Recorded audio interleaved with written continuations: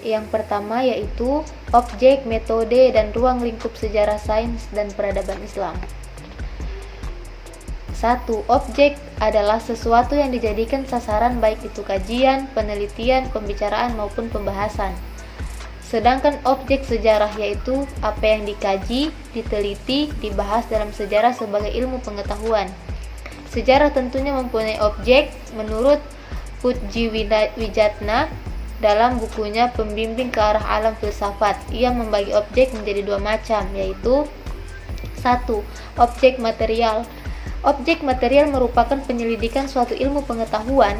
Menurut Rasul Ja'farian, objek sejarah antara lain kejayaan Islam pada masa Khulafaur Rasyidin sampai runtuhnya dinasti Marwaniyah. Objek formal dapat dipahami sebagai objek khas atau bentuk sudut pandang tertentu yang menentukan sebuah ilmu dari yang lainnya. Yang kedua, metode peradaban Islam. Metode berarti ilmu atau cara penyampaian sesuatu kepada orang lain. Metode juga disebut pengajaran atau penelitian.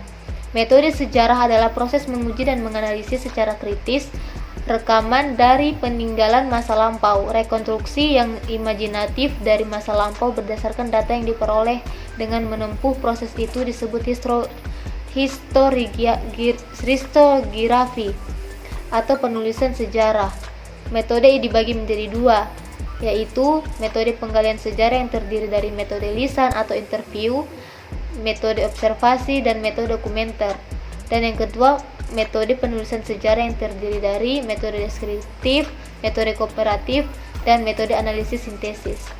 3. Ruang lingkup sejarah sains peradaban Islam. Ruang lingkup merupakan ruang lingkup adalah sebuah batasan banyaknya subjek yang tercakup dalam sebuah masalah.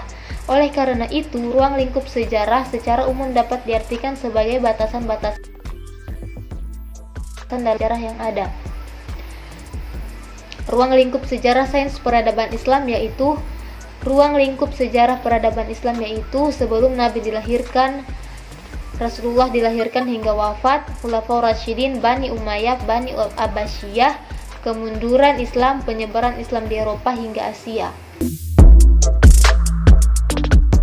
Selanjutnya lanjut kepada materi yang selanjutnya, yaitu periodisasi sejarah peradaban pra-Islam. Yang pertama, peradaban Mesir kuno. Mesir kuno adalah peradaban kuno di sebelah timur laut benua Afrika yang berpusat di daerah hilir Sungai Nil, yakni kawasan yang kini menjadi wilayah negara Mesir. Peradaban ini dimulai dengan unifikasi Mesir hulu dan hilir sekitar 3150 sebelum Masehi, dan selanjutnya berkembang selama kurang lebih 3 milenium. Peninggalan-peninggalan masa peradaban Mesir kuno yaitu hieroglifis atau hieroglif sekitar 3300 sampai 3100 sebelum Masehi. Yang kedua, piramida Mesir. Yang ketiga, makam Tutankhamun pada tahun 1343 sebelum Masehi. Yang keempat, mumi. Dan yang kedua, peradaban Yunani kuno. Peradaban bangsa Yunani kuno merupakan salah satu pusat peradaban tertua di Eropa yang terletak di ujung tenggara di benua Eropa di sekitar Laut Tengah sehingga sangat strategis dalam pelayaran. Bangsa Yunani menurut ahli antropologi berasal dari bangsa Indo dan Jerman. Diketahui bahwa nenek moyang bangsa Yunani adalah bangsa Ionia, Achaea, Helen, dan Ionia. Selanjutnya, peradaban Romawi kuno. Peradaban Romawi kuno dikembangkan oleh suku Latia yang menetap di lembah Sungai Tiber, lebih tepatnya terletak di 7 bumi Roma, semenanjung Italia. Kalau lo pernah dengar tentang bahasa Latin yang dipakai oleh orang Roma, ya aslinya dari suku Latia ini. Peradaban Romawi kuno dikenal dengan mitologinya. Bisa dikatakan kalau munculnya peradaban ini digadang-gadang karena sebuah mitos atau cerita yang dipercaya oleh masyarakat. Dalam peradaban Romawi kuno hanya terdapat 3 lini masa penting yang di dalamnya: satu, kerajaan yang berdiri sejak 353 sampai 509 sebelum Masehi. 2, republik yang berdiri 509 sampai 27 sebelum Masehi. Dan yang ketiga, kekaisaran yang berdiri 27 sebelum Masehi sampai 1453 Masehi.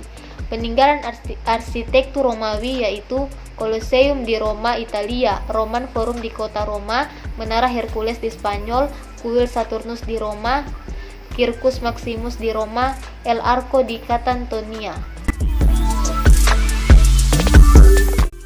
Dan materi yang terakhir adalah capaian peradaban Islam pada masa Khulafaur Rasyidin.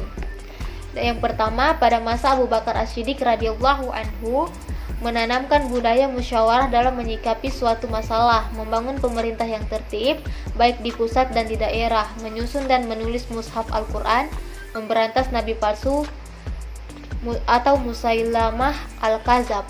Yang kedua, Umar bin Khattab radhiyallahu anhu meluasnya daerah ekspansi Islam ke beberapa wilayah seperti Suriah, Mesir, dan Persia.